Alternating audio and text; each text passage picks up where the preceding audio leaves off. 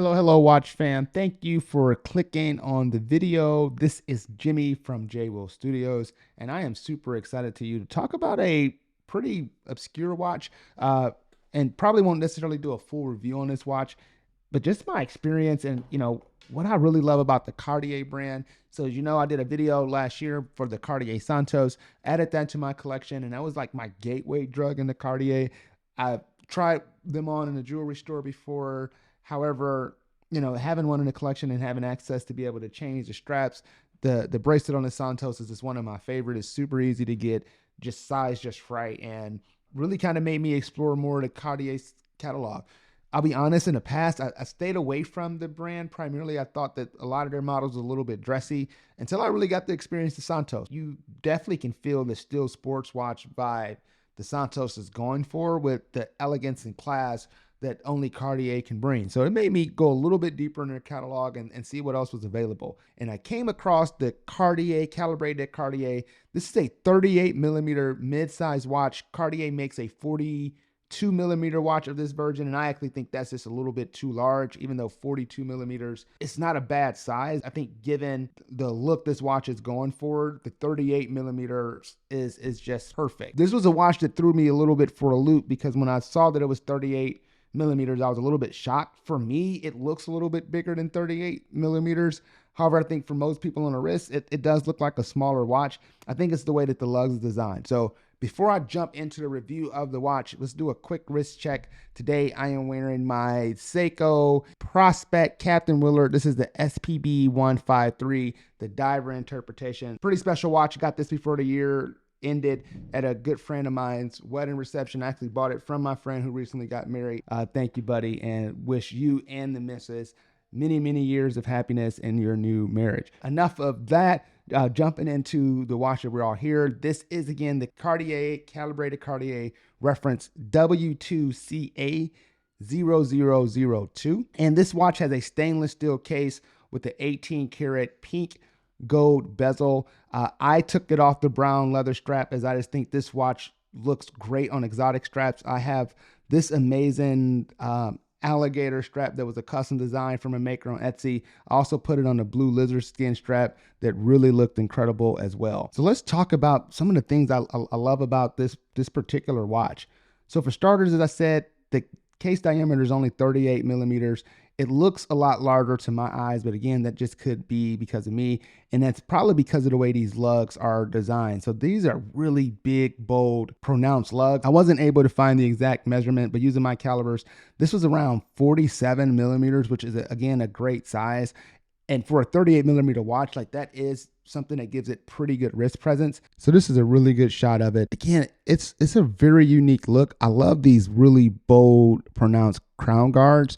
And because of the lugs are so prominent, I actually think this wears closer to a 40 millimeter, or in comparison to a 40 millimeter, just based off some of the other watches in my collection. I actually think it wears a little bit bigger than my Jaeger-LeCoultre 1958 Geophysic. But because that watch is all dial, I think that one might look a little bit bigger. But from a wearability perspective, the bezel definitely brings the tone of the watch down. And I just love that beautiful, bright gold, pink, rose gold bezel. It really makes the watch have a unique look. You also get the silver texture sunray dial with black Roman numerals, and the blue steel sword shaped hands is probably the thing that drew me to the watch the most. Made me initially think that the numerals were also blue, but they're definitely black, and which makes the blue steel hands really pop off the dial. I also love that you get a blued central second hand. And with these Roman numerals, this is, to me, just what Cartier is known for. This is a very extravagant dial with a lot of great details. The silver texture sunray at different light just looks amazing. I actually really enjoy that the Cartier is kind of protected from the sunray texture. You're just getting to look at the silver backdrop, and they print automatic over it. There's also some little Easter eggs on here. So typically we get something unique with Cartier at the 7. You're going to see Cartier going across the skinnier part of the V. However, on this particular model, it's on one of the legs of the 10 where you get Cartier going across, just a little bit of Easter egg that I just love that small attention to detail. It's only there if you know where to look for it. And I just think that is a really cool design choice from Cartier. So this watch is also only 9.26 millimeters thick, and it looks a little bit thicker, primarily again because of how detailed and downward, like how much sloping is done on these lobes. This case is very, very well executed. It is not the easiest way to change the strap, and I think that's what gives this watch this more contemporary stance. It is a 22 millimeters strap, so 22 millimeters between the lugs, and that does make the watch give it this broad stance.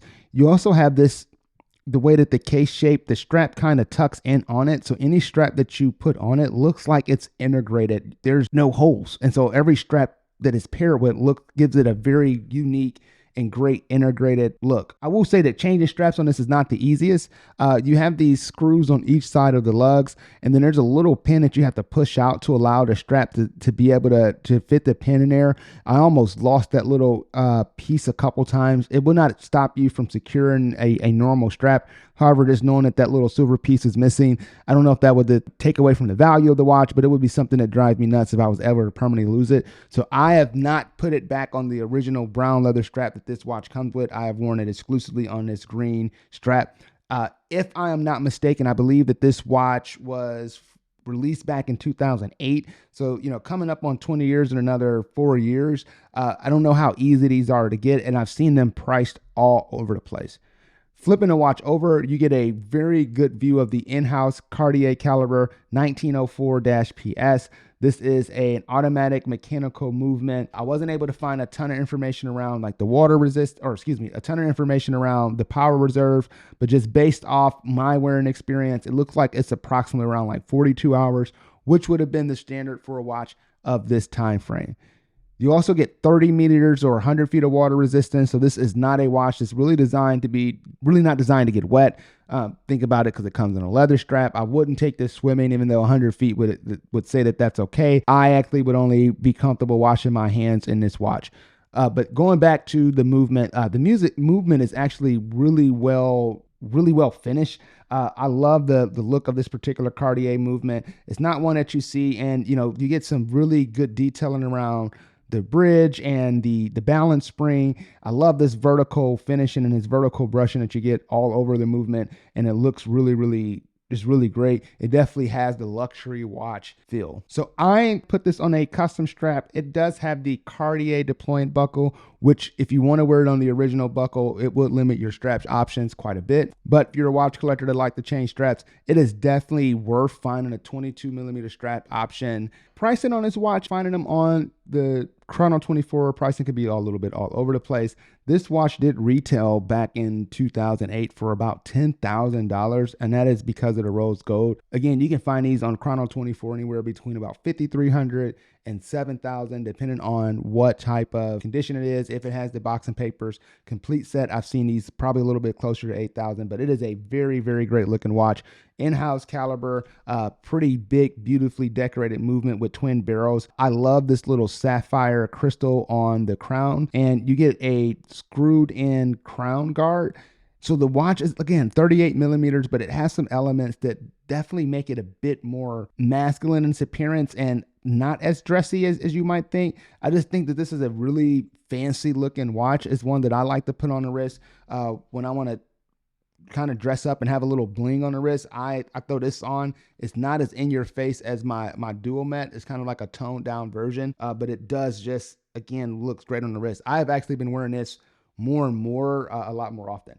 Just a quick reminder, if you haven't done so already, please like and subscribe. Only about 3% of the people watching my videos today are subscribed to the channel, and it really does go a long way. I want to continue to find the time and space to review more watches, and so as I make the channel bigger, I'm pretty sure that I'll be able to get more watches review and share some experiences. Just a couple things up on the docket. I'm going to be making some videos talking about watches. There's some new releases that I'm not going to be able to get hands-on with, but I definitely want to be able to share my thoughts. I'm also going to be doing a video sometime soon on the Citizen W2CA0002, and I don't know if I'm saying that right. I'm pretty sure that I'm not, but I actually think this yellow dial Citizen is amazing and looks really great, integrated bracelet. So watch out, Tissot PRX. I think this one for the price is just one that everybody should probably take a peek at. Changing the format of my videos a little bit so I can be more consistent, trying to reduce the amount of time it's taking me to edit videos so I can put out on a little bit more frequently of a schedule. I know I said that a couple times, but I think I got a format that really, really works, and I'm super excited to be editing videos using my Apple Vision Pro. That's something I'm excited about, so that should hopefully motivate me to get through my backlog and put out some videos really soon. As always, thank you for clicking on this video and taking time to hear me talk about this particular Cartier. I think it was a very, very cool pickup, one that I was super excited to add to the collection. I am Jimmy from JWO Studios. I will see you all soon.